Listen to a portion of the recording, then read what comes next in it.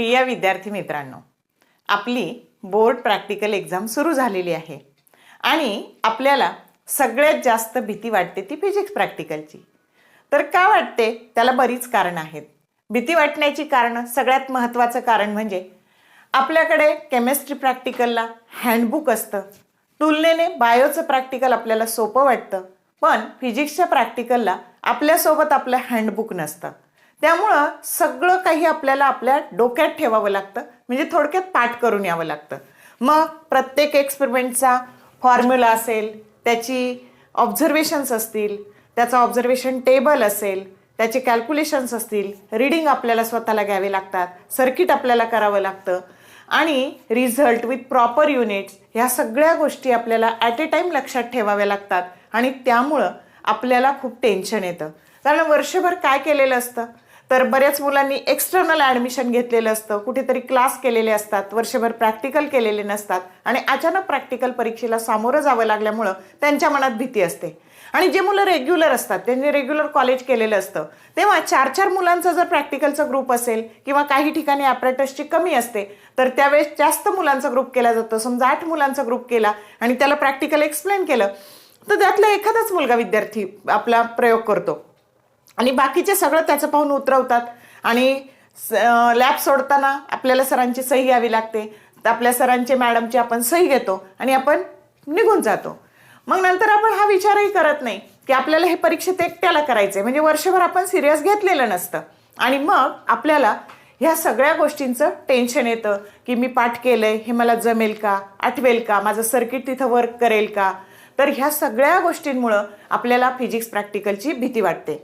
आणि बघा, कितीही हुशार मुलगा असला किंवा मुलगी असली, विद्यार्थी असला, तरी तो फिजिक्स प्रॅक्टिकलला 100% गोंधळतो, घाबरतो, अभ्यास केलेला असला तरी नसला तरी. असं मी माझ्या 30 वर्षाच्या अनुभवावरून सांगू शकते. मग हे प्रॅक्टिकल आपल्याला सोपं कसं करता येईल? बघा, 70 मार्काच्या पेपरसाठी आपण 16 चॅप्टरचा इतका सारा अभ्यास करतो आणि मग 30 मार्काच्या प्रॅक्टिकलसाठी 15 एक्सपेरिमेंट आहेत, 9 ॲक्टिव्हिटी आहे. त्यातले सगळेच्या सगळे काही होत नाहीत प्रत्येक कॉलेजला. त्यातले 12 कंपल्सरी असतात. त्यामुळं 12 प्रॅक्टिकल, 7 ॲक्टिव्हिटी, असे 12 आणि 7 9 एवढेच फॉर्म्युले पाठ करायचे, एवढेच टेबल पाठ करायचे. वास्तविक 30 मार्काच्या मानाने प्रॅक्टिकलचा अभ्यास खूप कमी आहे. मग आपण त्याचा बेनिफिट घ्यायला नको का? म्हणजे आपण थोडा अभ्यास केला तर आपल्याला फायदा तर होईल, पण जे तुमचे सगळे प्रॅक्टिकल आहे हे सगळे थेरीत आहे बाळांनो. म्हणजे आत्ता प्रॅक्टिकलला जर चांगला अभ्यास केला तर त्याचा आपल्याला थेरीला निश्चितपणे उपयोग होणार आहे. मग नंतर करायचा तर आधीच का नाही करायचा? आणि म्हणून तुम्हाला थोडीशी काहीतरी हेल्प करावी, फिजिक्स प्रॅक्टिकल तुमचं सोपं व्हावं, थोडंसं टेन्शन कमी व्हावं, म्हणून मी हा व्हिडिओ बनवते आहे. तर मी दीपाली कुलकर्णी देशमुख, माझ्या विंग्स ऑफ फिजिक्स या चॅनलमध्ये तुम्हा सगळ्यांचं मनपूर्वक स्वागत करते. मग मी तुम्हाला सगळं सांगणार आहे की मार्काचा डिस्ट्रीब्युशन कसं आहे, पेपर कसा लिहायचा, ग्राफ कसा काढायचा, व्हायवाला काय प्रश्नांची तयारी करून जायची. आलं लक्षात? या सगळ्या गोष्टी मी सांगणार आहे, म्हणून व्हिडिओ शेवटपर्यंत बघा. आता आपल्याला प्रॅक्टिकल असतं 30 मार्काला. मग या 30 मार्कामध्ये आपल्याला एक लॉंग एक्सपेरिमेंट करायचा असतो की जो 1.5 तासात करायचा असतो आणि त्याला 10 मार्क असतात. त्यानंतर एक शॉर्ट एक्सपेरिमेंट करायचा असतो, तो 45 मिनिटात करायचा असतो, त्याला 5 मार्क असतात. एक ॲक्टिव्हिटी करायची असते, तिला 30 मिनिटं वेळ असतो आणि तिच्यासाठी 5 मार्क राखीव असतात.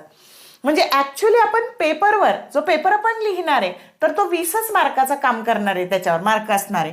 मग 5 मार्क हे सर्टिफाईड जर्नलला मिळणार आहे. जर्नल आपलं व्यवस्थित सर्टिफाय झालेलं असलं पाहिजे, त्याच्यावर सगळ्यांच्या सह्या असल्या पाहिजे, स्टॅम्प असला पाहिजे.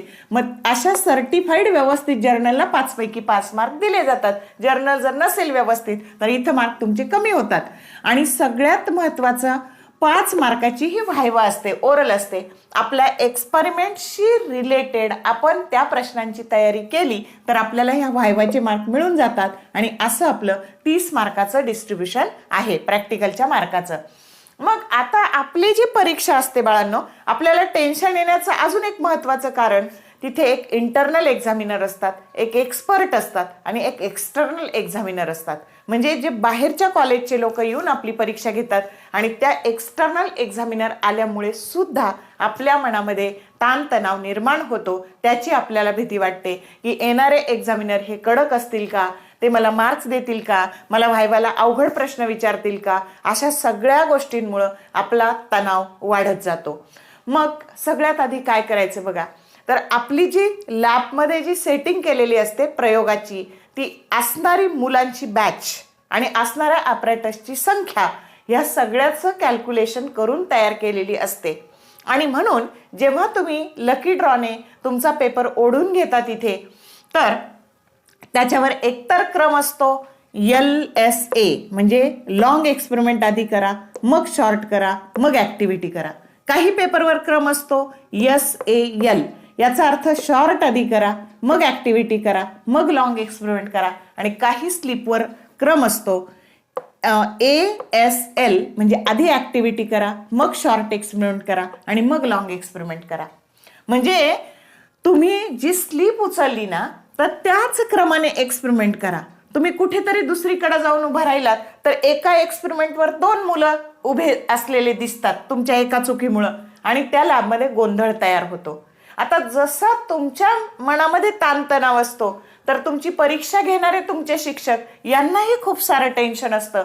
मग त्यामुळे जर तुम्ही अशा काही चुका केल्यात आणि त्यामुळे त्यांना जर त्रास झाला, नकळतपणे ते तुमच्यावर चिडतात आणि ते चिडल्यामुळं तुमचं मेंटल कॉन्सन्ट्रेशन तिथूनच डिस्टर्ब व्हायला सुरुवात होते. आणि म्हणून त्यांनी तुम्हाला ओरडू नये असं वाटत असेल, तुमच्यावर चिडू नये असं वाटत असेल, तर तुम्ही जर व्यवस्थित प्रिपेअर करून गेलात, अभ्यास करून गेलात, ह्या सगळ्या चुका केल्या नाहीत, तर तुमच्यावर चिडलं जात नाही आणि तुमचाही त्याच्यामुळे फायदा होतो. आले लक्षात? आणि म्हणून पहिलं काम काय करायचं, तुमच्या पेपरवर जी स्लिप लावलेली आहे त्या स्लिपच्या क्रमानेच एक्सपेरिमेंट करायचे. मध्ये मध्ये कुठेही मला हा येत नाही आणि मग मी हा करू का, असं काही करायचं नाही. तुम्हाला कंपल्सरी ते एक्सपेरिमेंट करावेच लागणार आहे आणि त्याच सिक्वेन्सने करावे लागणार आहे. अन्यथा तुम्ही सिक्वेन्स चुकवला तर लॅबमधली जी मांडणी केलेली आहे ती सगळी कोलॅप्स होणार आहे, ती डिस्टर्ब होणार आहे. आलं लक्षात? म्हणजे ही पहिली गोष्ट लक्षात घ्या. आता पेपर स्वच्छ सुवाच्य कसा लिहायचा तो, आणि पेपर जर चांगला लिहिला तर एक्झामिनरचं इम्प्रेशन सुद्धा चांगलं होतं आणि नकळतपणे तुम्हाला मार्क्स पण चांगले पडतात. आणि म्हणून आता समजा तुम्ही ही स्लिप उचलली आणि तिच्यावर LSA असा क्रम आहे आणि तुम्हाला प्रयोग आला L2 सोनोमीटर फर्स्ट, तर सगळ्यात आधी काय करायचं, पेपरवर मोठ्या फॉन्टमध्ये वरती हिडिंग द्यायचं. आलं का लक्षात? L2 सोनोमीटर फर्स्ट असं छानपैकी त्याला हिडिंग द्यायचा. त्याच्यानंतर एम आणि ॲपरेटस या दोन्ही गोष्टींना मार्क नसतात, पण आपली स्लिप वाचून एकाच वाक्यात एम लिहायचं, त्या प्रयोगाचं एम लिहायचं. आता for example, we have to prove NL that is equal to constant by using sonometer box, असं एम लिहायचं. तिथं स्लिपवर जे दिलेलं आहे तेच एम लिहायचं. त्यानंतर ॲपरेटस, यालाही मार्क नाही, पण पेपर चांगला दिसण्याकरता तुम्ही थोडेसे ॲपरेटस लिहिले तर हरकत नाही. त्यानंतर आता आपण लॉंग एक्सपेरिमेंट बघतो की ज्याच्यासाठी 10 मार्क आहे, त्या मार्काचं डिस्ट्रीब्युशन पण आपण पॅरलली बघणार आहे. मग आता बघा, तुम्हाला सर्किट डायग्राम काढायची आहे. जर रे डायग्राम असेल, लाईट सेक्शनचा एक्सपेरिमेंट असेल तर रे डायग्राम काढायची किंवा एक्सपेरिमेंटल डायग्राम काढायची आहे. म्हणजे प्रयोग कोणताही असो, तुम्हाला प्रत्येक प्रयोगासाठी डायग्राम ही कंपल्सरी आहे आणि म्हणून तुम्ही डायग्रामची प्रॅक्टिस व्यवस्थित करा. आणि सगळ्यात आधी तुम्ही जी डायग्राम काढणार आहे त्याला 1 मार्क असणार आहे. मग आता ग्रुप ए ची असेल तर त्याला नावं द्या, रेझोनन्स ट्यूब, सोनोमीटर, ॲपरेटसला नावं द्या. आणि सर्किट डायग्राम असेल, फॉर एक्झाम्पल तुम्ही जे काही सर्किट काढलं त्याच्यामध्ये तुम्ही म्यू ए असेल ते सर्किट डायग्राम काढलं, तर सर्किट डायग्राम काढल्यानंतर खाली त्याचे नोटेशन्स लिहा. फॉर एक्झाम्पल जी असेल तर गॅल्व्हनोमीटर, म्यू ए असेल तर मायक्रो ॲमीटर. समजतंय? या पद्धतीने जर सिम्बॉल असलेलं वापरलं तुम्ही तर याला म्हणायचं रेझिस्टन्स बॉक्स, आर म्हणजे रेझिस्टन्स बॉक्स. त्यानंतर ह्या पद्धतीचं वापरलं तर हा असतो रेहोस्टॅट, आलं लक्षात? हे असं असेल तर बॅटरी, हे असं असेल तर प्लग की. म्हणजे सर्किट डायग्राम काढा, ते एक्झामिनर कडून चेक करून घ्या आणि जे काही सिम्बॉल तुम्ही वापरले खाली त्या सिम्बॉलचे काय करा, मिनिंग लिहा. आलं लक्षात? त्याने पेपर सिस्टमॅटिक आणि चांगला दिसतो. आता बघा इथे दोन गोष्टी सांगते. तर या पद्धतीने जर त्या रेझिस्टन्सच्या पोटात बाण असेल तर तो असतो रेझिस्टन्स बॉक्स, आणि पोटावर बाण असेल तर तो असतो रेहोस्टॅट, आणि त्याचे हे जे दोन टर्मिनल आहे हे असतात फिक्स, आणि हे जिथे ॲरो असतो तो असतो व्हेरिएबल. समजलं का कसं लक्षात ठेवायचं? पोटात बाण रेझिस्टन्स बॉक्स, पोटावर बाण रेहोस्टॅट, असे सिम्बॉल लक्षात ठेवायचे.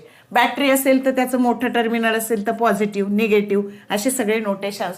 आणि सर्किट डायग्रामचा जर एक्सपेरिमेंट तुम्हाला आला तर सर्किट डायग्राम काढून त्याच्यावर सही घ्यायची एक्झामिनरची, आणि मग पुढे आपले रीडिंग घ्यायला लागायचं. तर अशी तुमची जी डायग्राम असणार आहे ती सर्किट डायग्राम, रे डायग्राम किंवा एक्सपेरिमेंटल डायग्राम असणार आहे, तिच्यासाठी 1 मार्क आहे.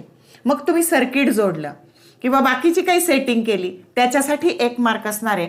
आणि नंतर लिहायचा फॉर्म्युला, तो लिहायचा विथ एक्सप्लेनेशन.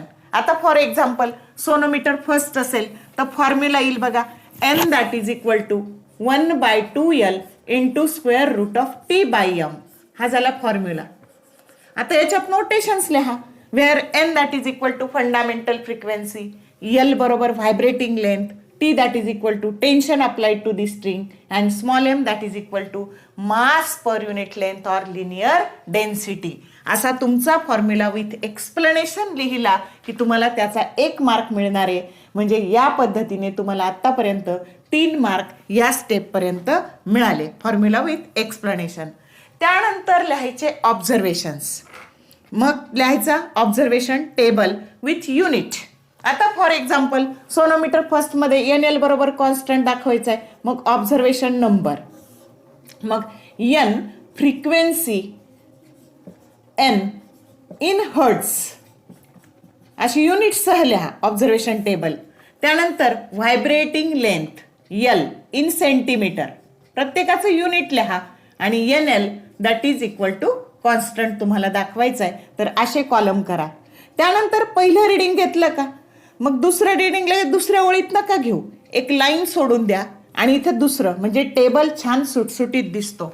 परत तिसरं रिडिंग घेताना एक लाईन सोडून द्या, आणि मग टेबल, चौथं आणि 5वं असा सुटसुटीत छान टेबल लिहा. आणि इथे ज्या क्वांटिटी लिहिणार आहे त्याचं युनिट लिहायला विसरू नका. असा ऑब्झर्वेशन टेबल विथ युनिट लिहायचा. त्याच्यात ज्या क्वांटिटी तुम्ही घेणार आहे तो विथ युनिट लिहायचा. तर बघा आता याच्यानंतर प्रयोगाच्या पण काही व्हिडिओ करणार आहे, तर त्याच्यामध्ये स्लीपवरून, म्हणजे फक्त तुमचा फॉर्म्युला पाठ असेल किंवा दिलेली जी स्लीप आहे लावलेली त्याच्यावरून सुद्धा ऑब्झर्वेशन टेबल इझिली तयार करता येतो. आणि तसं नसेल तर सरळ तुम्ही ते ऑब्झर्वेशन टेबल त्या त्या प्रयोगाचे पाठ करा, लर्न करा. आलं का लक्षात? तर हे झालं ऑब्झर्वेशन टेबल. मग आता त्याला तुमच्या परफॉर्मन्स विथ प्रॉपर रेकॉर्डिंग, हा जो ऑब्झर्वेशन टेबल आहे, तुम्ही प्रयोग कसा करता त्या रिडिंगवर पण सही घ्यायची, आणि त्याला 3 मार्क राखीव असतात. म्हणजे आतापर्यंत आपण रिडिंग घेतले, इथपर्यंत आपल्याला व्यवस्थित रिडिंग घेतले, सर्किट जोडलं तर 6 मार्क आपल्याला तिथं मिळून गेले.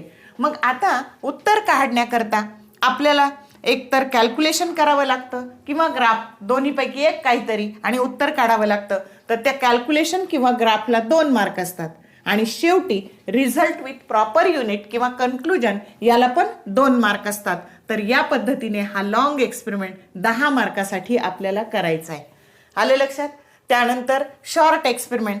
आता शॉर्ट एक्सपेरिमेंट तुम्ही लॉंग फक्त केलेला असतो, त्याचा छोटासा पार्ट आपल्याला करायचा असतो त्या एक्सपेरिमेंटचा, आणि त्याला म्हणायचं शॉर्ट एक्सपेरिमेंट.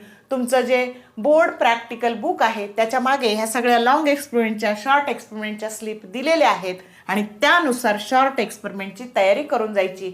खूप सारा लॉंग एक्सपेरिमेंट शॉर्ट एक्सपेरिमेंटच्या जागी करायचा नाही. मग आता बघा शॉर्ट एक्सपेरिमेंट करताना पण सर्किट डायग्राम किंवा रे डायग्राम आणि त्यात किंवा एक्सपेरिमेंटल डायग्राम त्याला 1 मार्क आहे. तुम्ही छोटा एक्सपेरिमेंट परफॉर्म जो करणार आहे त्याला 2 मार्क आहे.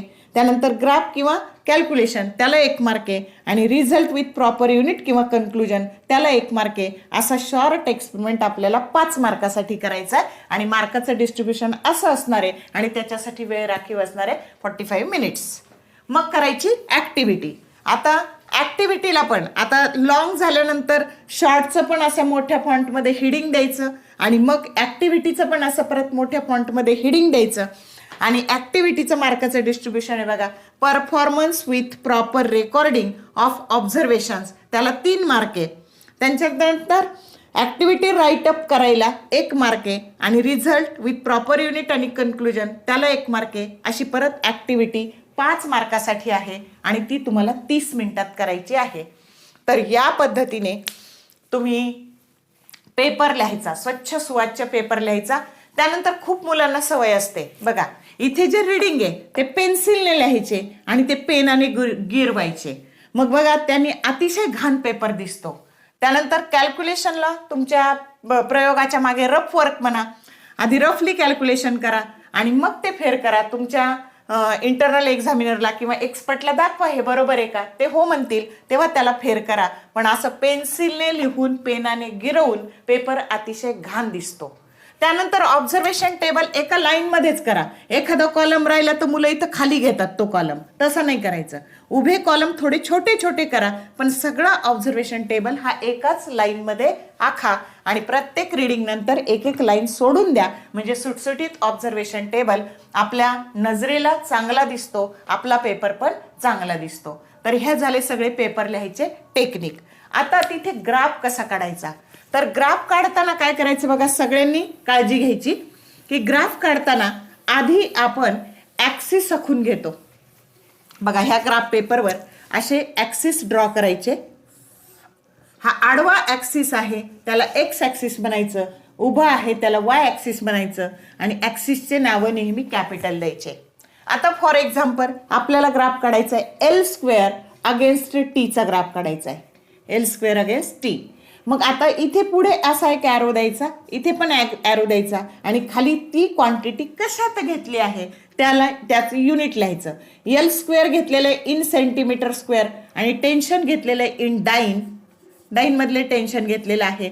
आणि सोनोमीटर सेकंडमध्ये रिडिंग घेताना टेन्शन आहे बघा 500 गुणिले 980, 1000 गुणिले 980, 1500 गुणिले 980 या पद्धतीने. मग प्रत्येक ठिकाणी आता समजा 2 सेंटीमीटर बरोबर आपण 500 घेतलं तर प्रत्येक ठिकाणी असे 980 लिहिण्यापेक्षा इथं लिहायचं एक्स गुणिले 980.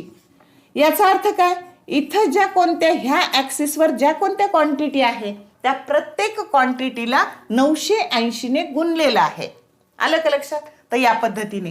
आणि इकडे समजा तुम्ही लिहिलं 1 सेंटीमीटर बरोबर 50 सेंटीमीटर स्क्वेअर असं तुम्ही प्रमाण घेतलं तर ते जे काही प्रमाण घेतलं ते इथं स्केल लिहायचं. बघा आता इथंच उजव्या ग्राफ पेपरच्या उजव्या कोपऱ्यात असा चौकोन करायचा आणि तिथे स्केल लिहायचं. स्केल लिहिताना नेहमी 1 सेंटीमीटरसाठी काय प्रमाण येणार आहे ते लिहायचं. आता स्केल आता इथं तुम्ही घेतलंय 2 सेंटीमीटर बरोबर 500. मग हे स्केल कसं लिहायचं, on X axis 1 centimetre that is equal to 250 into 980. हे हिशोबात घ्यायला विसरायचे नाहीत. आणि कशात आहे ते डाईनमध्ये. आणि ऑन वाय ॲक्सिसवर काय बघा तर 1 centimetre that is equal to 50 centimetre square. म्हणजे ह्या पद्धतीने ज्या 2 क्वांटिटीचा ग्राफ काढायचा आहे त्या इथं घ्यायच्या, त्याचं युनिट लिहायचं, ॲक्सिसचे नावं द्यायचे आणि स्केल लिहायचं आणि मगच ग्राफ काढायला सुरुवात करायची. समजलं. तर या पद्धतीने ह्या सगळी प्रिकॉशन्स ग्राफ काढताना घ्यायची. मग आता बघा ज्या ज्या तुमच्या सर्किट डायग्राममध्ये रेझिस्टन्स बॉक्स आहे त्या सगळ्या तुमच्या एक्सपेरिमेंटमध्ये पहिला कॉलम येतो बघा, ऑब्झर्वेशन नंबर नंतर पहिला कॉलम येतो resistance from resistance box are in ohm. नेहमी लक्षात ठेवा. ज्या कोणत्या आता कुठे कुठे रेझिस्टन्स बॉक्स आहे, इंटरनल रेझिस्टन्समध्ये रेझिस्टन्स बॉक्स आहे, E1/E2 मध्ये रेझिस्टन्स बॉक्स आहे, त्यानंतर तुमच्या रेझिस्टन्स ऑफ गॅल्व्हॅनोमीटरमध्ये रेझिस्टन्स बॉक्स आहे, त्यानंतर तुमची करंट सेन्सिटिव्हिटीमध्ये रेझिस्टन्स बॉक्स आहे. म्हणजे ज्या ज्या सर्किट डायग्राममध्ये रेझिस्टन्स बॉक्स आहे त्या सगळ्यामध्ये पहिला कॉलम येणार आहे resistance from resistance box in ohm. ही एक गोष्ट लक्षातच ठेवायची आणि मग फॉर्म्युल्यानुसार पुढे पुढे ऑब्झर्वेशन टेबल लिहित जायचा. पण ही एक ट्रिक लक्षात ठेवा. त्यानंतर बऱ्याचशा सर्किटमध्ये बॅटरी की रेहोस्टॅट अशी सेरीज आहे. फॉर एक्झाम्पल हा व्हीटस्टोन मीटर ब्रिज आहे. एक मिनिट आपण पेन घेऊयात.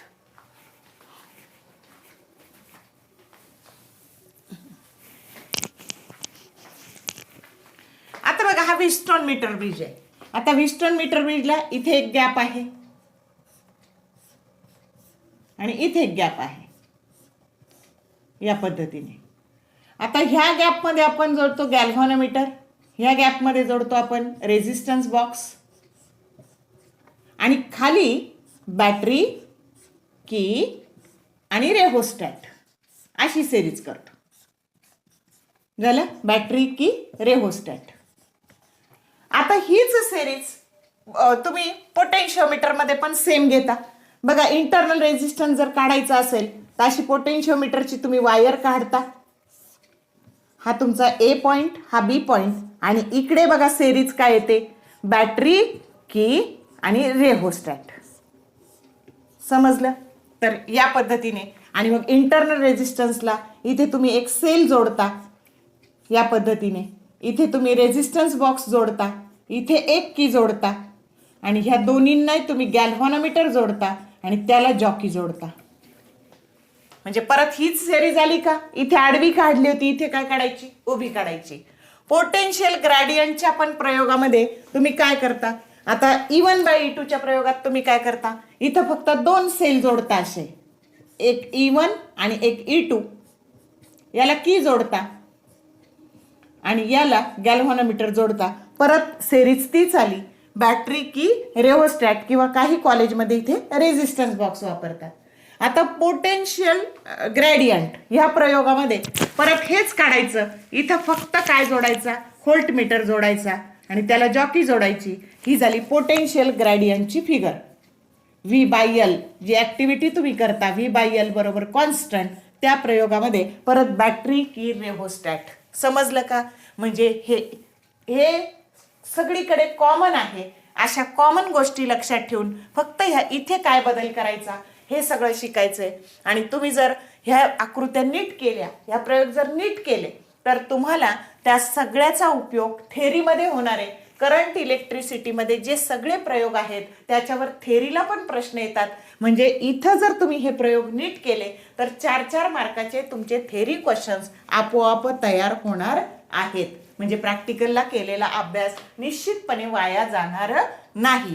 तर या पद्धतीने सर्किट डायग्राम काढताना ही ट्रिक वापरायची की बॅटरी की आणि रेहोस्टॅट. समजलं? तर या पद्धतीने ह्या सगळ्या गोष्टी वापरून आपण काय करायचं? प्रॅक्टिकल करायचं आहे. आता बघा व्हायवाला काय प्रश्न येणार आहे. तर पहिल्या प्रयोगामध्ये फोर्स कॉन्स्टंटचा फॉर्म्युला आहे F that is equal to -kx. मग इथे रेस्टोरिंग फोर्स म्हणजे काय? फोर्स कॉन्स्टंट म्हणजे काय? हे निगेटिव्ह साइन तिथं का दिलेलं असतं? लिनियर SHM म्हणजे काय? हे सगळं करायचं. दुसरा आहे सरफेस टेन्शनचा प्रयोग. त्याच्यासाठी formula T that is equal to HR ρg divided by 2 cos of theta. हा सरफेस टेन्शनचा फॉर्म्युला आहे. मग त्याच्यावर व्हायवाला काय प्रश्न विचारला जाऊ शकतो? तर सरफेस टेन्शनवर प्रश्न विचारला जाऊ शकतो. सरफेस टेन्शनची डेफिनेशन, त्याचं SI युनिट, त्याचे डायमेन्शन, त्याच्यानंतर अँगल ऑफ कॉन्टॅक्ट म्हणजे काय, त्यानंतर कॅपिलॅरिटी म्हणजे काय, अँगल ऑफ कॉन्टॅक्ट कधी पॉझिटिव्ह असतो, कधी 0 असतो, की कधी तो कधी ऑब्ट्यूज असतो, कधी ॲक्यूट असतो आणि कधी 0 असतो. त्यानंतर ह्या सगळ्या H आणि R मध्ये काय रिलेशन असतं आपल्याला माहिती. H is inversely proportional to R. Capillarity म्हणजे काय, कॅपिलॅरिटीचे युजेस म्हणजे काय काय आहेत, असे सगळे थेरीचे प्रश्न विचारले जाऊ शकतात. त्याच्यानंतर सोनोमीटर फर्स्ट किंवा सोनोमीटर सेकंड हे जर प्रयोग आले तर तुम्हाला n that is equal to 1/2l into square root of t by m असं विचारलं जाऊ. हा त्याचा फॉर्म्युला आहे. सोनोमीटर फर्स्टला पण तोच आहे, सोनोमीटर सेकंडला पण तोच आहे. आणि म्हणून लॉज ऑफ व्हायब्रेटिंग स्ट्रिंग. त्याच्यानंतर त्याच्यावर ज्या तुमची इथे दोन ब्रिजेसमध्ये जी लेंथ आहे तिथे स्टेशनरी वेव्ह तयार होतात, म्हणून स्टेशनरी वेव्हच्या कॅरेक्टरिस्टिक्स विचारल्या जाऊ शकतात. तर याच्याशी relate laws of vibrating string किंवा स्टेशनरी वेव्ह, असे vibrations of air column in a pipe open at one end close at one end, resonance ट्यूबच्या बाबतीत विचारलं जाऊ शकतं. तर हे झालं सगळं सोनोमीटर फर्स्ट, सोनोमीटर सेकंडच्या बाबतीत विचारले जाणारे प्रश्न. मेल्डेज एक्सपेरिमेंटमध्ये पण स्टेशनरी वेव्स तयार होतात, त्याच्या कॅरेक्टरिस्टिक्स विचारल्या जाऊ शकतात. त्यानंतर Newton's law of cooling. Newton's law of कुलिंगमध्ये तुम्हाला न्यूटन्स लॉ विचारला जातो. त्यानंतर ऍक्टिव्हिटी करताना सरफेस एरियाचा काय इफेक्ट आहे, तर त्यावेळेस ती पण थेअरी विचारली जाते. सरफेस एरिया वाढला तर काय होतं, रेट ऑफ कुलिंग कमी होतो का जास्त होतो, तर असे सगळे प्रश्न तिथे विचारले जाऊ शकतात. करंट सेन्सिटिव्हिटी म्हणजे काय. त्यानंतर सिंपल पेंडुलमची जेव्हा तुम्ही ऍक्टिव्हिटी करता त्याच्यावर खूप सारे प्रश्न विचारले जातात. आता सिंपल तुमचा पिरियड जो काही आहे सिंपल पेंडुलमचा तो आहे 2π into square root of L/G. याच्यावरून लॉज ऑफ सिंपल पेंडुलम विचारले जाऊ शकतात. सेकंड्स पेंडुलम म्हणजे काय असं विचारलं जाऊ शकतं. सेकंड्स पेंडुलमची लेंथ तुम्ही काढता तर त्याचं आयडियल उत्तर किती असतं, ती 1 मीटर असते. 1 मीटर म्हणजे 100 सेंटीमीटर. तर सेकंड्स पेंडुलमची तुम्हाला लेंथ काढायची ऍक्टिव्हिटी आहे, आलं लक्षात. तर त्याच्या ज्या जॉमेट्रिकल फिगर आहे त्याची प्रॉपर प्रॅक्टिस करा. त्याची फिगर जॉमेट्रिकल आहे की तुमचा mg आहे तो 2 कॉम्पोनंट मध्ये डिवाइड होतो, mg cos theta, mg sine theta. ते सगळं प्रॉपर नीट करा, त्याची नीट प्रॅक्टिस करा. सिंपल पेंडुलमची फिगर डेरिवेशन करताना ती फिगर तिथे तुम्हाला उपयोगी पडणार आहे. तर म्हणून सेकंड्स पेंडुलमच्या ऍक्टिव्हिटीला हे सगळे व्हायवाचे प्रश्न करून जा. आलं का लक्षात. करंट सेन्सिटिव्हिटी म्हणजे काय, असं करंट सेन्सिटिव्हिटीच्या याच्यात विचारलं जातं. पोटेन्शियल ग्रॅडियंट म्हणजे काय, what is the principle of potentiometer, आलं का लक्षात. तर या पद्धतीने असे व्हायवाचे प्रश्न तिथे तुम्हाला विचारले जाऊ शकतात. त्याच्यानंतर व्हिस्टोन मीटर ब्रिजमध्ये आपण गॅल्व्हॅनोमीटर आणि रेझिस्टन्स बॉक्स यांची पोझिशन इंटरचेंज करून रीडिंग घेतो. का घेतो, किंवा गॅल्व्हॅनोमीटरचा ॲमीटर कसा तयार केला जातो, व्होल्टमीटर कसा तयार केला जातो, हे सगळं लॉजिक गेटचा प्रयोग आहे. सगळे लॉजिक गेट व्यवस्थित करून जा. तर ते लॉजिक गेट तुम्हाला व्हेरीफाय करायचे. आता तुमच्या थेरी क्वेश्चनमध्ये पण किंवा सीईटी नीट जेईला पण लॉजिक गेटवर 100% प्रश्न असतो. म्हणजे आत्ताच जर लॉजिक गेट चांगले केले तर तुमचा त्यावेळेसचा अभ्यास होऊन जाणार आहे. म्हणून लॉजिक गेट चांगले करा, थेरीला पण त्याचा उपयोग होणार आहे. झिनर डायोडची कॅरेक्टरिस्टिक्स, जे 4 प्रकारचे स्पेशल डायोड आहे, तर झिनर डायोड कोणत्या बायसमध्ये काम करतो, तो रिव्हर्स बायसमध्ये काम करतो. त्याचा यूज काय असतो, तो व्होल्टेज रेग्युलेटर म्हणून यूज होतो. असे सगळे त्याच्याशी रिलेट थेरीचे प्रश्न करून घ्या जा. त्याचा ग्राफ कोणत्या क्वाड्रंटमध्ये येतो, तर दोन्ही निगेटिव्ह असल्यामुळे 3rd क्वाड्रंटमध्ये झिनर डायोडचा ग्राफ येतो.